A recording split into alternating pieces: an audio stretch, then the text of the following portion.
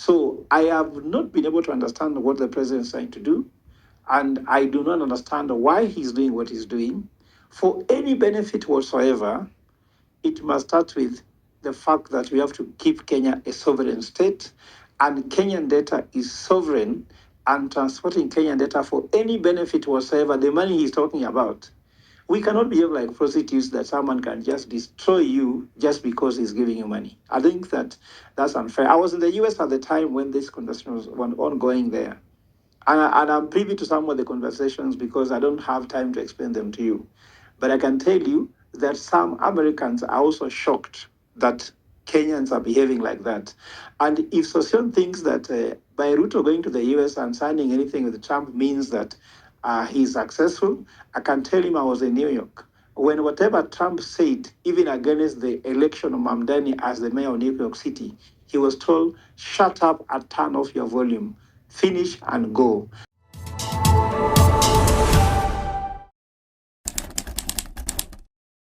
There is what we call genomic data, which is the gene data.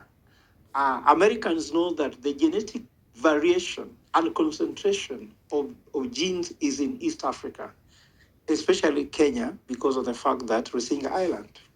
So if you take a gene in Kenya and you take it to the US, pharmaceutical companies can be able to generate better molecular trials and generate molecular, if you like, therapies that can treat people much better than if you pick them from any part of the world. And the only thing we are talking about Kenya or Africa being able to have is on power is the power of that genomic data, because the genes used from Kenya to generate medicine that can treat the people, can treat Americans better than their own genes. And I must say that currently the global data says that only 1% of data that is being used to manufacture medicine in the world, Africa contributes only 1% of the genetic component of that. So this thing, the way I'm looking at it from a data expert and from an economic expert, it is like they want to mine data, develop their therapies, be able to get better medicine, and then be able to sell us that medicine. We gave a proposal from African Union, AU NEPAD, AUDA NEPAD, where I was chairing a committee there, that we should move away from data center to centers of data, where the African data center will remain here, because there's something we call in law, which has been passed, even if you ask Eliud Owalo. I'm asking Sosion even to talk to the Minister of Kenya Kwanza, because maybe he has no idea.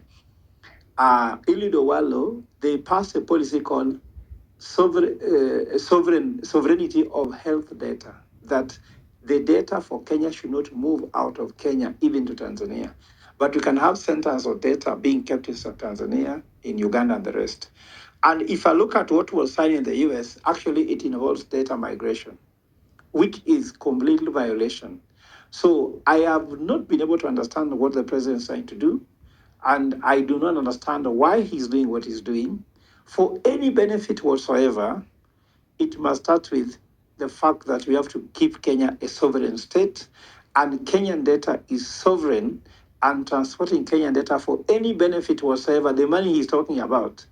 We cannot behave like prostitutes that someone can just destroy you just because he's giving you money. I think that that's unfair. I was in the US at the time when this conversation was ongoing there. And I'm privy to some of the conversations because I don't have time to explain them to you.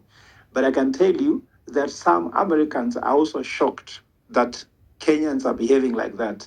And if Sosyon thinks that by Ruto going to the US and signing anything with Trump means that he's successful, I can tell him I was in New York. When whatever Trump said, even against the election of Mamdani as the mayor of New York City, he was told, shut up and turn off your volume, finish and go. And if you don't know that Americans are told Trump finish and go, they have also told Ruto to finish and go. So that is not a validation.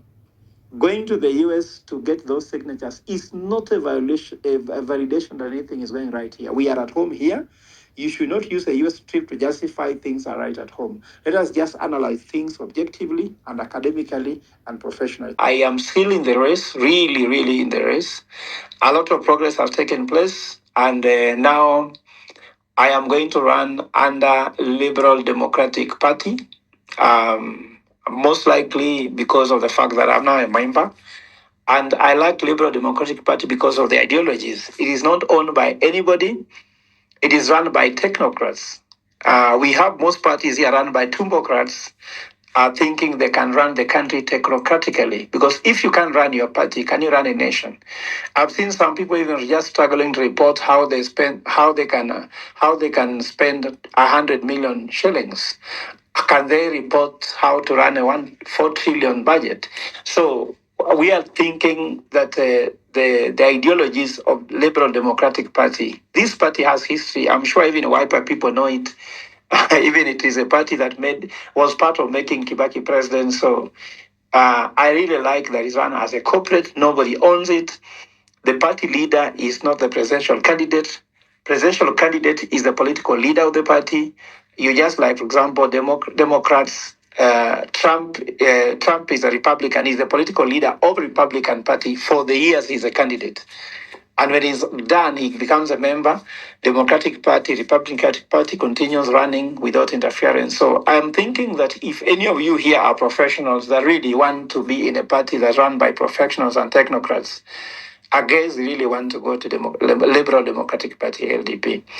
I know people will be asking about, what about a Kim Alliance? But that's a story for outside this conversation. But I'm trying to say that's why I am.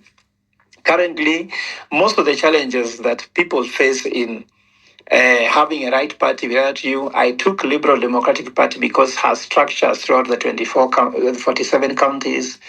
It has members, like tomorrow I'm going to Mombasa to meet some members there, recruit people, and ensure that we build a serious grassroots. Because even ODM is now facing the crisis of which ODM is ODM. There are like 7 factions, and I'm asking them, even any ODM member who feel completely hurt, please come back home. I mean, LDP is Baba's party actually, and Baba left us there. So if you think Baba left you in government, actually maybe Baba left you in LDP. Please come home.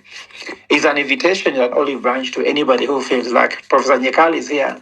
Should you think ODM is no longer serving your interests, please come back home. LDP is a party I think you belong to, and it won't hurt you.